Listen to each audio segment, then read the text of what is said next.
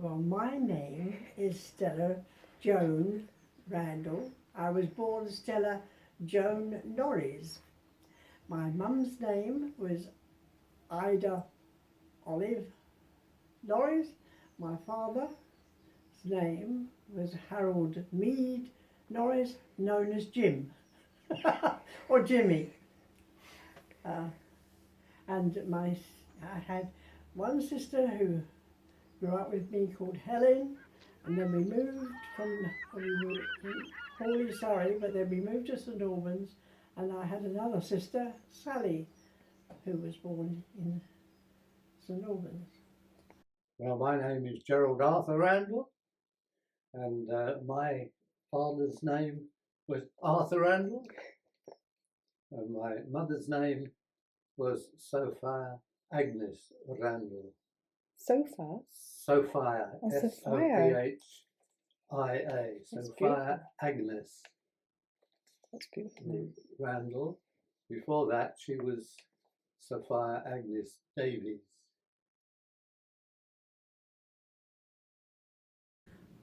Well, my mother, I think some woman murdered somebody, and it was in the newspaper. Her name was Stella. And she rolled up the name. That was her story, but she wasn't one to speak up. Do you want to start again? Shandy. Shandy? I had an aunt that called me Shandy. Shandy like beer and lemonade shandy? Yes. Why were you called that? Well, she thought I was the colour of Shandy.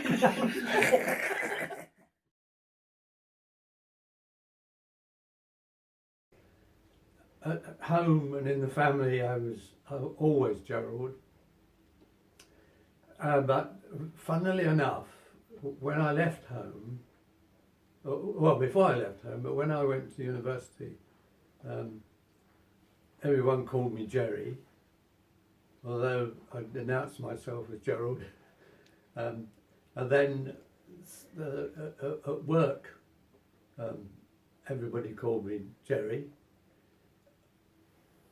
And then I went into the RAF and everyone called me Jerry.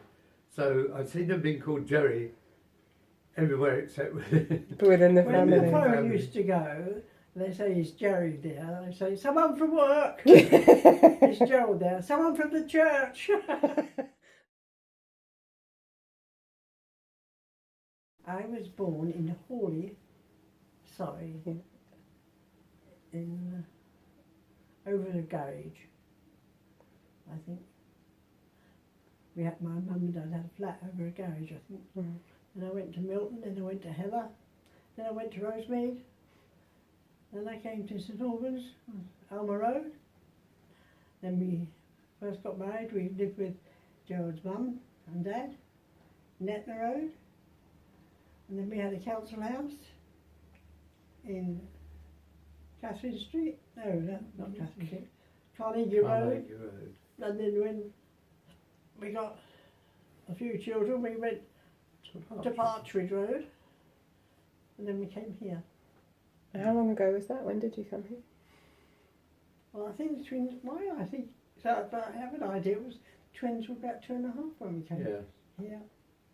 I was born in Etna Road in St Albans in April 1930. So St Albans born and bred. St Albans born and bred and ever stayed. Yeah.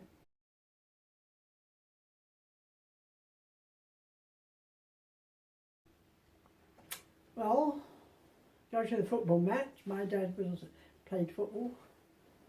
When I was younger, there was very few people lived in Hawley, and everybody knew my dad, and all thought the world of my dad, the way he played football and that. And he had a garage, and if there was any problems, they used to go there. I mean, taking people to hospital and all this type of thing. And Taxi man as well. so if I ever went out with my dad, everybody used to come over and talk to him, and I used to be so proud Like a of celebrity. my dad. My mother, she came from London, and it was a really country place, but my mum was always that much smarter. I don't mean I mean in appearance. Right. And I remember even thinking, oh, I hope she's going to wear this. And, you know, with my mother, and she used to have a whole lot of makeup stuff. That Oh, yeah. I used to play with. But my mother was very kind. We used to play games, you know, all through my childhood and into my teenage. We used to play games in the context of the home. We had a bagatelle board and card games and darts.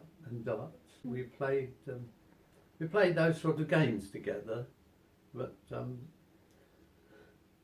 My dad used to take me to football, amateur football matches at St Albans Clarence Park. Because 11 war started. And that went on when into teenage when I met Stella, and there was that common interest in football, though not so strongly on Our first date on our side. was in, Yeah. Our first date was going to watch a football match. you were 14. 14 I was. Mm. And I was 15 with a church fellowship. And was there like a church youth group where Yeah, a lot of your yeah. friends at the church Yeah, and church stuff? youth fellowship. Yeah. And what did you guys do with your friends? Well, we played games, didn't we? We played Tennis, sometimes. tennis and badminton and table tennis and I think darts there as well. We used to around your dad, when your mum and dad played darts, didn't we? Then you used to come up to my mum and dad and play darts. Yeah. So I was pretty good at darts because I used to play darts. I At went work. to work and I played darts every day because I was in the stores and you had a whole lot of places, and in every lunch hour we had a dartboard and we used to play round the clock. Oh yeah. So I was good at getting ones and then good at getting twos. Do you know what Yeah, I mean? You yeah. had to do that. And I thoroughly enjoyed that. Thoroughly enjoyed that.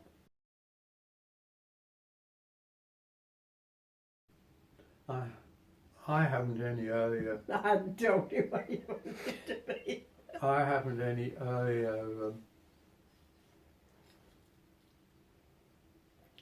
recollection than when I began to want to be a teacher, but that would have been in my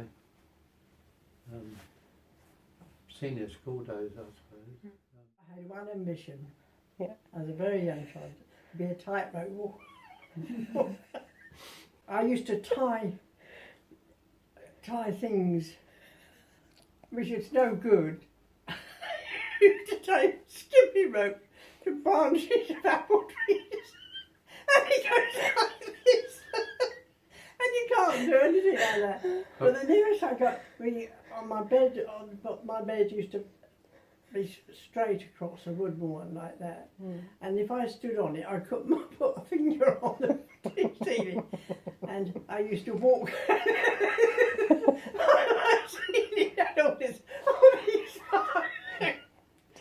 We had a lot to do with the circus. My dad had a lot to do with circus. He used to make different things from the caravans and all this type of thing. Welled up right, up cages and Yeah. because of being from the garage. And all this type of thing. And I think I liked the Seems person that quite used to close do to that. the circus, really. That was one. And then I used to be a bit of a dancer. Oh really? Yes, and this is at school. Someone used to come and teach sort of dancing. And I could do the splits, and I could used to sort of thing. And she wanted to be my manager and train me to go on the stage. My dad blew his top. You never saw anybody blow his top by my dad. And then I wanted to be a bit of an artist, but my cousin was an artist, and some of her drawings were drawing naughty bits of men, and my mum said I wasn't going to be an artist. So my poor life had been spoiled. This isn't a pornographic film we're making. But it's such fun. I've had a nice family life. Had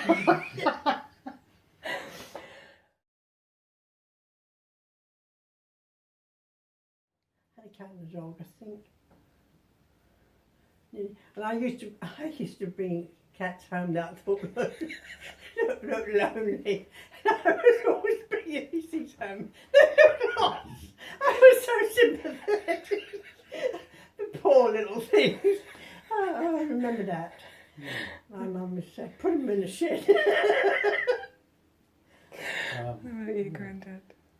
Yes, I remember some. I had a cat called Tibbles, a black cat called Tibbles, and I was young, and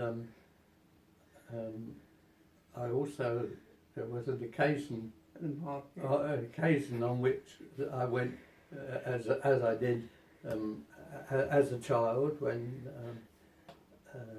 quite young. In those days, it wasn't unusual for a young child to do more things on their own. And I used to go around the Saturday market. And one day I came home with the box in my hand, and a small box in my hand, and my mother said, "What have you bought?" I think I had sixpence or something. What have you bought? And I opened the box, and inside was a 1-day-old chick. Because in the market there was a chicken stall, chicken keepers, you know, pet stall sort of thing, chick, and I'd spent my sixpence on a 1-day-old chick, which I brought home as a pet. But I'm afraid it never became a pet because I was promptly told to take it back. So that was a very short-lived. Well, at least the chick might not have been short-lived, but the idea of it being a pet was. It's a lovely day. Yes, that was a good day. We were married. Because rationing was on, you see. Everything. Married in 1951, in May the 12th, 1951. And we married at Christchurch, the old Christchurch building. I went to my auntie. Maisie's in Worthing, West Worthing. Who stayed with my mum and dad, and we vacated the house for a few days while we went down to stay on our own in her house in West Worthing, where we'd been on holidays for a number of days. There was a lot of Auntie Maisie, she was real scared stiff on her. Yeah. And then after, I forget how long, 5 or 6 days, she came down back to the house. I can't remember that. Oh yes, and catered for us while we went. See if the house was still there, I expect.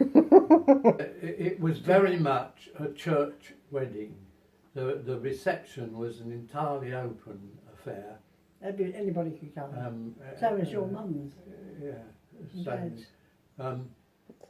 And the answer is that the members of the church all contributed what they could towards it. It was a church family occasion. I got a second-hand dress, had it cleaned and it fell to bits, so I sort of patched that up. And you could get net that wasn't on coupons, so I made the dresses, pink dresses, out of net.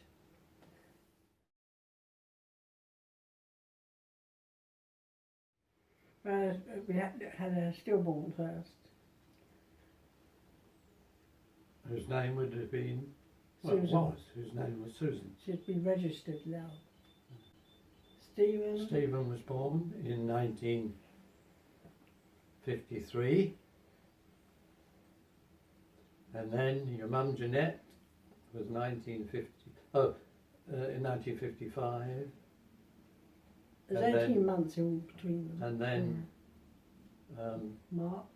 Mark was born in 56,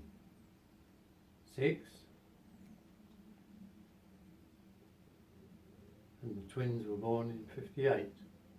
They were all born before I was 30. Yeah. Some were born at home, weren't they? And some in hospital. Oh, much better having them at home. Oh yeah. I had Stephen in hospital because Because the of first the one. previous. Jeanette was born at home. Mark was born at home. But when it came to twins, I thought I'd better have them in hospital because you didn't know how small they'd be. I was at over in Wendover. Oh, okay. I was RAF Halton in Wendover. not many people had telephones in those days. There was someone at the end, so in the middle of the night, when it started coming, I had to go, and she said to knock her up. So she knocked up, and she rang up She rang up the station where rang up with because so few people had telephones. We didn't have a radio or anything when we and got married. cars. He made it a cat's whisker, and we had one. A crystal set with a pair of earphones, And so he had one, which and I were had separated and had one each. You could see us lying in bed with It's nice. We hardly had anything. sharing a pair of The earphones. best years of our life, the most best things that we had. That we The didn't fact have that we much. hadn't got anything, that was a good No, start. and we trusted the Lord, and you could see that He was working. If you had the things, you don't realise, Very true. Oh No, yeah, That was Steve and yeah, Jeanette. but that is a memory of an event that happened. So what happened then? We heard Steve. They were playing in the Because she put garden, everything in the mouth, everything, and we heard. coal, especially coal and all that. And he said, We heard Stephen saying, "Don't eat it, Jeanette. Kill it." We never did find what it was. Because those cupboards out there, Gerald made out of kits in the kitchen, and he made a table. yes, You've heard this before. Don't think so. But well, we went to parents' evening at the school. so that you see all that they've written about you. Well, she knows what a parents' evening, and Mark and they showed us. The teacher showed us that something Mark had written. It was after the holidays, and the usual question, what did you do during the vacation? And Mark had written, my dad Had made up had made all the kitchen cupboards. out of the box. Out of boxes. No, it wasn't boxes. It was out of flat packs. Anyway, I forget what word he used. Out of kits. He made the cupboards out of kits, but the table he made out of his own head. About Mum having to carry stuff home, so that Oh, yes, she- all the So satchels, yeah. And Mark saying to her, "I don't mind playing with you as long as I can go to work." He played with her, went to work on his scooter. With his She scooter. didn't see him until he came back from People at New Greens, when they saw Mark on his scooter, used to go white and grumble their lives. And another thing, they used to love and the it was jumble clever. shout. Yeah. They always brought things home. The twins always brought things home. And we said, no So that more radio. radio. No, and the vicar used to be that part. He said, look, He used to be the man with the sort of. jumble bits, those types. So we said, please, no more Don't let them bring any radio. Any more radio. we weren't up there, were we? No, And we there was were a ring here. at the doorbell, and the The vicar grinning said- vicar opened the door, and they were carrying a bag. carrying a television set.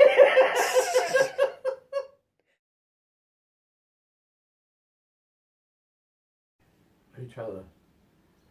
No hesitation. When we first got married, we decided that we had each other, and because we couldn't afford them, and that was enough. Yeah. And it's always been enough.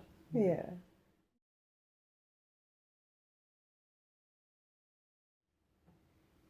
Another thing that springs to mind with me, I suppose, I like pork pie. It's so. Oh, I love You that. can tell we're worldly.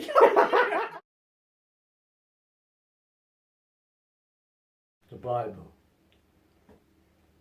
We read the Bible every day, don't we? That's got to be your favourite one, hasn't it? Gotta be. Yeah, it's got to be Yeah. the favourite. We find new things out of it every day, and it's exciting. It's a funny thing because I tell you, I love reading old hymns. Not going right back to Sankey's, because people are moved by they've been moved Their and they put experience. it down.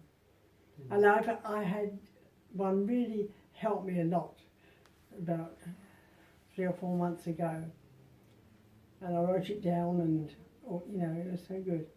But and I got Jonathan at my funeral was going to read my favourite hymn, well, one of my favourites that people don't know it really, but it's in the secret of His presence how my soul delights to hide. But I like reading some of these as much as singing them. Mm-hmm.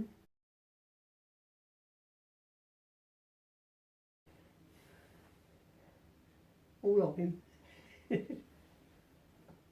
Well, these are difficult, aren't they? He'll tell you when I'm not listening. Constancy, I think, is reliability, constancy. That sort of area, dependability. Yeah. Well, we really. Affection, of course. Of course. We were meant for each other. I think we might have to say Littlehampton, Oh yes, we love Little because we've Hampton. spent happy times With the children. with the children down in that area.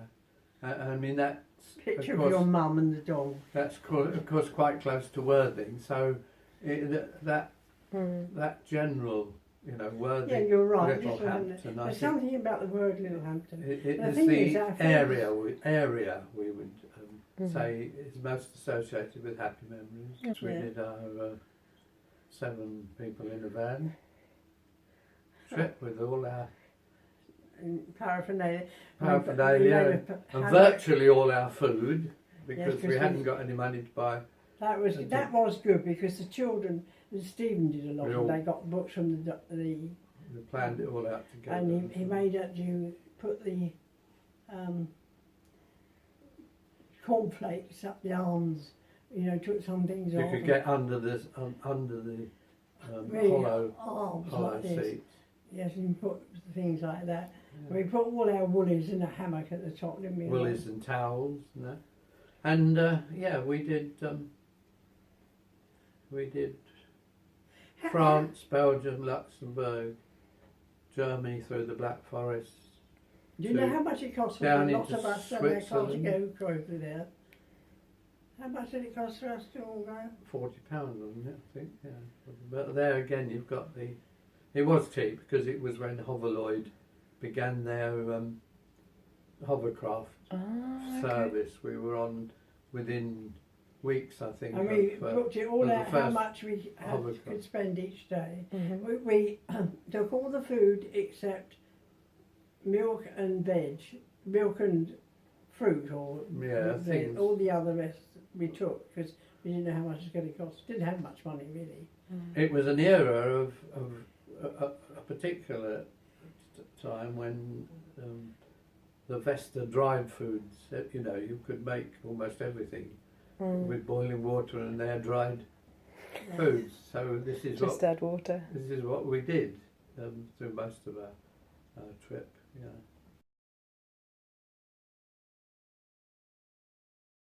We went to, they had a sort of outreach thing or something, and we went to this and it was very nice. And at the end, he said, if anyone wants to give their life to the Lord tonight and this sort of thing, I thought to myself, well, it wasn't sort of tonight, it was, he said, or within the month, and that was me. And he said, or step by step, and that was him, and we both went out together. I think that was a moment I would quote when we stood together. First public profession of our faith. That was in 1946, 70 years, this year. We've been Christians, but, well, as Stella said.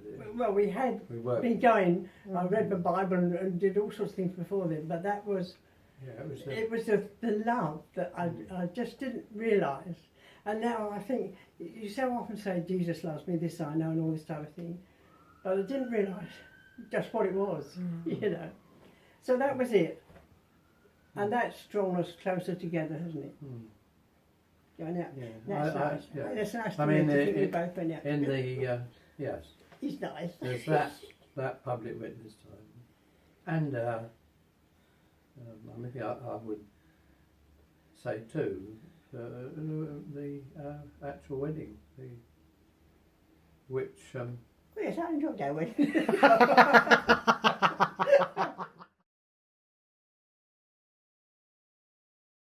What was the hardest thing you've had to deal with? Well, I think the loss of Susan really yes, that would be the first. Yeah, I think that would be the first one. How did we get over it? I think. Well, do you know? I think the advice, you know, to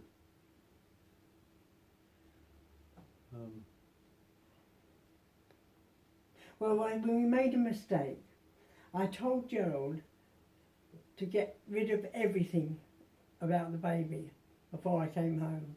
Right. That was a mistake. And we should have talked it through, which we didn't. No, there were several aspects of it. We learned. It's part of learning, isn't it?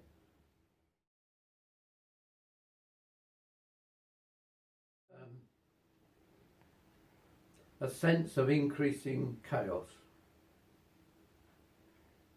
The last verse in Judges, which was wrong, they all seem to do what they think is right. Everyone did what was right in their own eyes.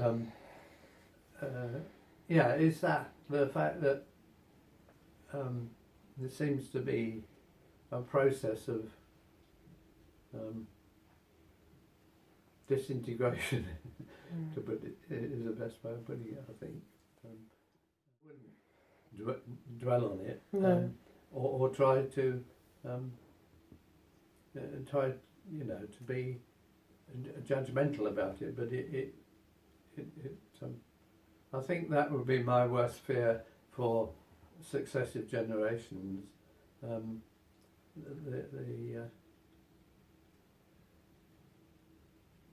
The increasing complexity of life, coupled with the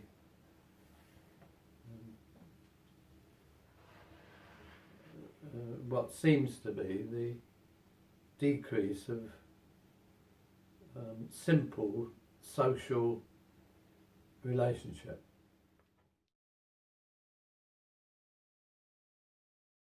In actual fact, I I'm quite a contented person, and I'm happy. Good. Yeah. I mean, Not happy. I'm not reassured that I'm happy. you get on so well. I don't know how much you can prepare for. I mean, certainly, I think, as I said, getting a bit more organised about things. But I don't think you can understand what you've got to prepare yourself for, if you see what I mean. You might be able to observe things happening to people in older age, but And yourself. No, I mean when you're younger. But I don't know. I mean, we did spend a lot of our time from teenage on, really, with elderly people, being concerned about elderly people and so on. But I can't really think. You don't know how it's going to feel until you get there, if you see what I mean. So quite what preparations to make for We it. have to keep reminding ourselves, well, it's because we're getting older. Yeah. You know, that's our excuse. And we're sticking by it. Well, it takes me back to number 7 Etna Road, Your my mum. grandmother's house.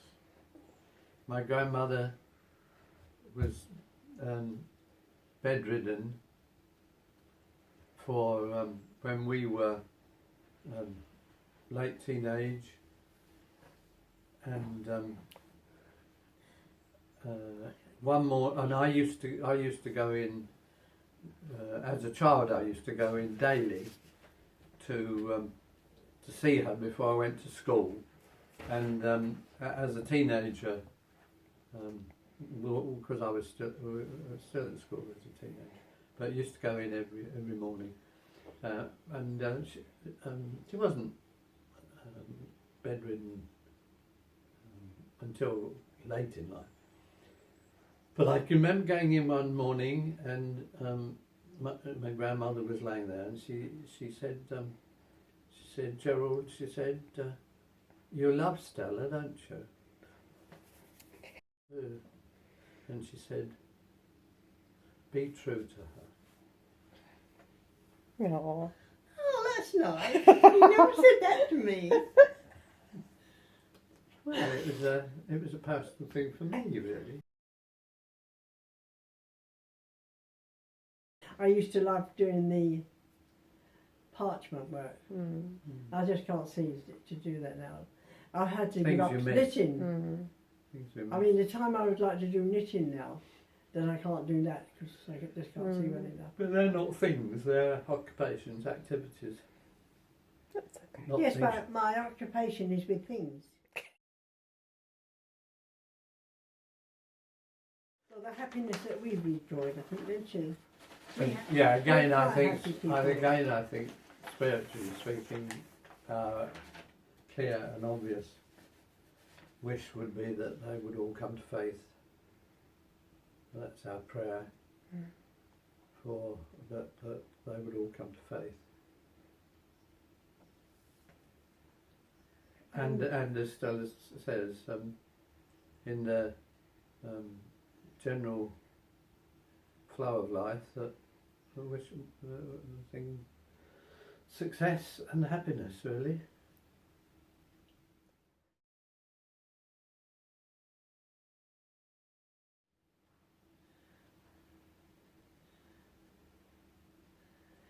I tell you what gave us probably one of the greatest joys is how our grandchildren all get on together. Yes.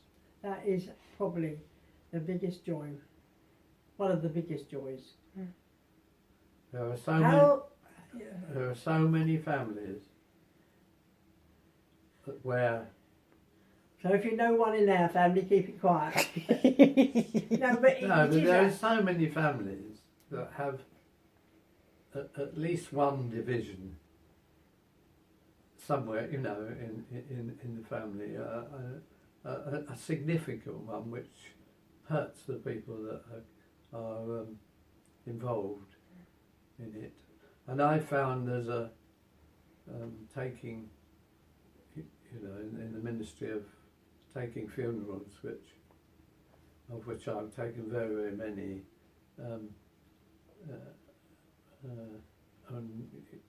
you know, in the pre-funeral interviews and so on. I've come across so many sad things among family members that I think it would be harmony and, well, thankfulness for the apparent way in which the family love each other and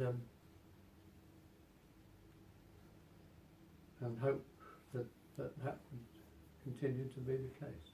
And if, I mean, now it's a good job in a way that the Boxing Day thing, we can't do that now. It's sort of continuing on, isn't it? They're sort of coming together as a family, I think. There's not many people we have seen with so many grandchildren. No, well, I've seen some with many grandchildren, but they all help, you know. Not interrelating as ours do.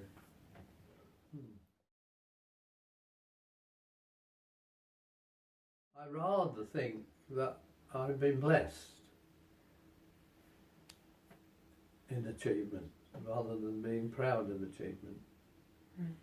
Because from where I started, I've been blessed with a reasonable ability to learn, and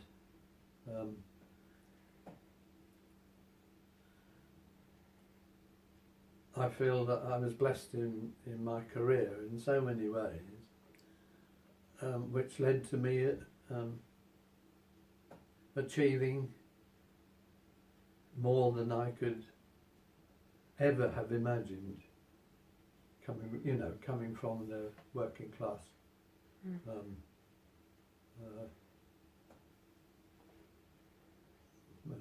I won't say penniless background because we weren't penniless, but coming from that, to become a head of department in a major polytechnic, and that's not taking pride in it. It's saying that I could tell you stages at which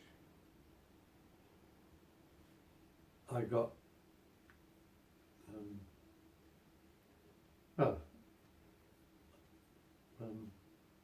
advancements which some people would regard as coincidences. Because when I went to Hatfield, I didn't get the job that I went for, and I was about to come away. This was, I came out of the RAF. I applied for this job at Hatfield, which was then a technical college, not a polytechnic or a university. When I went, I applied for it, was called for interview, went for interview. I didn't get the job, and just as I was coming away, a chap ran along the corridor and into the interview room, and somebody rushed out and said, "Don't go," to me, and they called me in again, and it turned out this chap was from another department. It was head of another department, and somebody had gone away for the Easter, a lecturer, a maths lecturer in his department, which happened to be the Department of Production Engineering, whereas I'd gone for one in mechanical engineering. Somebody had gone home for the Easter back, a lecturer, and phoned up to say he wasn't coming back. and I got his job.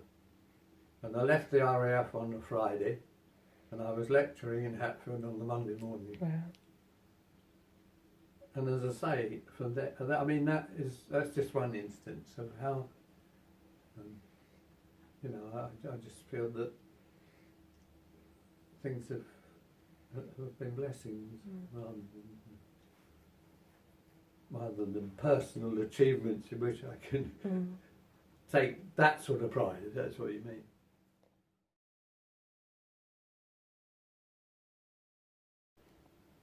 I would probably put it as broadly as to fulfill the purposes of God.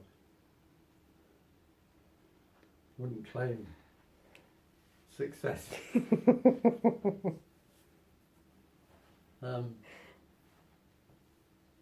I can't think of any. I can't think of any other reason.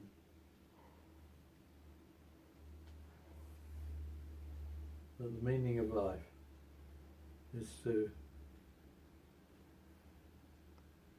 fulfill the purposes of God and exercise as far as one can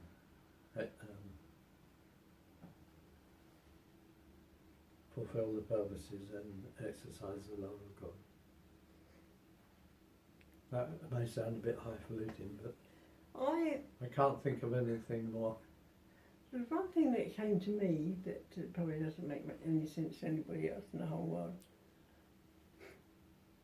But as we live, we're seeing what we're made of. And God is showing us what we're made of. And as we go through life,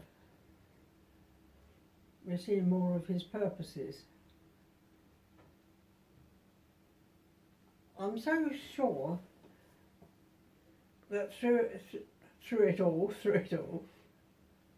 we're finding out a lot more about ourselves than we ever knew. This doesn't make sense, does it? But I feel, especially as you're getting older, you're learning more about yourself. I think. Does this mean you've got time? I mean, it's so easy when you're younger to spout this, that and the other. What you think and what you know and all this. But as you're older, you're working into how things are and how you are in the things that are.